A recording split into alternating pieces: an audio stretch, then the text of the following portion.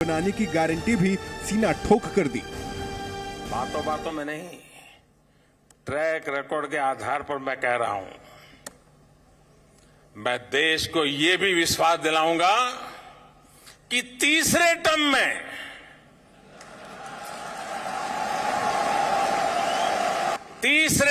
में दुनिया की पहली 3 इकोनॉमीज में एक नाम भारत का होगा। तीसरे टर्म में पहली 3 इकोनॉमी में गर्व के साथ हिंदुस्तान खड़ा होगा दोस्तों। थर्ड टर्म टॉप 3 इकोनॉमी पे पहुंच के रहेगा भारत, और ये मोदी की गारंटी है। प्रधानमंत्री नरेंद्र मोदी बार बार विकसित भारत की बात करते हैं और इसके लिए उनका अगला लक्ष्य है भारत को दुनिया की 3 सबसे बड़ी अर्थव्यवस्थाओं में शामिल करना। इकोनॉमी के लिहाज से पहले नंबर पर अमेरिका है, दूसरा नंबर चीन का है, तीसरे नंबर पर जापान की इकोनॉमी आती है, जबकि चौथे नंबर पर जर्मनी और 5वें नंबर पर भारत की इकोनॉमी है। मतलब साफ है कि पीएम मोदी का मिशन अर्थव्यवस्थाओं में जर्मनी और जापान को पीछे छोड़ने का है।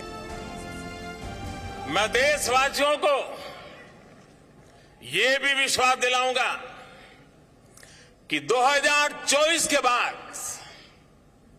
हमारे तीसरे टर्म में देश की विकास यात्रा और तेजी से बढ़ेगी।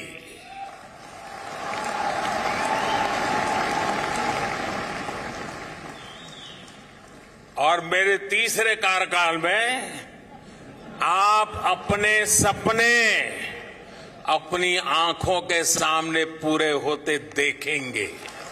साथियों, देश का विकास तभी हो सकता है जब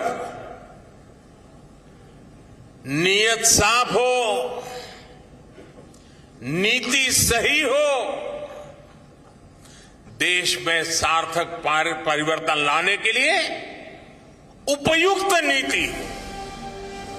नीति और नियत पर ही पूरा सियासी संग्राम चल रहा है। मोदी ने बीजेपी की जीत की गारंटी दी तो विपक्ष भी नियत वाले तीर चलाने लगा। ये ओवर कॉन्फिडेंस कहते हैं इसको। इसका मतलब इंडिया जो गठबंधन बन रहा है उसका तीर बराबर लगा है, जगह पर लग गया। अब एक तरफ कहते हैं हम जनतंत्र को मानते हैं, एक तरफ कहते हैं परिवारवाद के खिलाफ है, दूसरी तरफ अपनी पार्टी का आप अध्यक्ष नहीं हो, अपने प्रधानमंत्री का नाम घोषित कर दिया कि मैं ही हूं, तो आपकी पार्टी का जनतंत्र क्या है वो भी तो बता दे रहा है। देश की राजनीति अब चुनावी मोड में जाने लगी है। सड़क से सदन तक हर जगह सियासी दांव चले जा रहे हैं। इसीलिए नंबर गेम में कमजोर होने के बाद भी विपक्ष ने लोकसभा में अविश्वास प्रस्ताव दिया। मुद्दा मणिपुर का है और मणिपुर के मुद्दे पर ही संसद में कामकाज नहीं हो पा रहा है। सवाल नंबर्स का नहीं है, सवाल नैतिकता का है। तू इधर उधर की ना बात कर, ये बता काफिला क्यों लुटा। मुझे रहजनों से गर्ज नहीं, तेरी रहबरी का सवाल है। और मैं बताऊं काफिला क्यों लुटा, तेरा रहजनों से है वास्ता। मुझे रहजनों पे गिला नहीं, तेरी रहबरी पे मलाल है। सवाल ये है, संसद क्यों नहीं चल रही? इसके लिए सत्ता पक्ष और विपक्ष दोनों एक दूसरे को जिम्मेदार ठहरा रहे हैं। आज भी दोनों सदनों में संग्राम के पूरे आसार हैं। इंडिया गठबंधन के सभी सांसद आज काले कपड़े पहनकर सत्र की कार्यवाही में हिस्सा लेंगे, जबकि लोकसभा स्पीकर आज ही सभी पार्टियों के नेताओं के साथ बैठक कर अविश्वास प्रस्ताव पर चर्चा की तारीख तय करेंगे। हम मणिपुर को कब तक जलने देंगे? 3 महीने हो गए और हम अभी भी हाथ पे हाथ धरे, मुंह पे पट्टी बांधे बैठे रहेंगे। मुझे लगता है कि इस देश में सबसे ज्वलंत मुद्दा मणिपुर है और उस पर चर्चा जितनी शीघ्र हो और प्रधानमंत्री उस पर वक्तव्य दें वो जरूरी है। उनकी चुप्पी अपने आप में शर्मनाक है। इतिहास अपने आप को दोहराता है।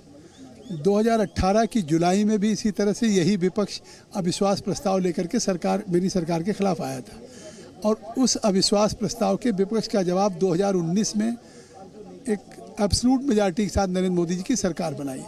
फिर आज 2023 की जुलाई में फिर यही विपक्ष अविश्वास प्रस्ताव लेके आया। अब 2024 में फिर जनता प्रचंड बहुमत के साथ नरेंद्र मोदी जी को लेकर के आएगी। संसद में तकरार जारी है, मगर मोदी ने जिस अंदाज में गारंटी दी है उससे साफ है कि अब लड़ाई आर पार की होगी। विपक्ष अपना चक्रव्यूह बना रहा है तो बीजेपी और मोदी उसे तोड़ने की रणनीति पर काम कर रहे हैं। यह सिलसिला 2024 के चुनाव तक इसी तरह चलता रहेगा। ब्यूरो रिपोर्ट, जी मीडिया। जी न्यूज़।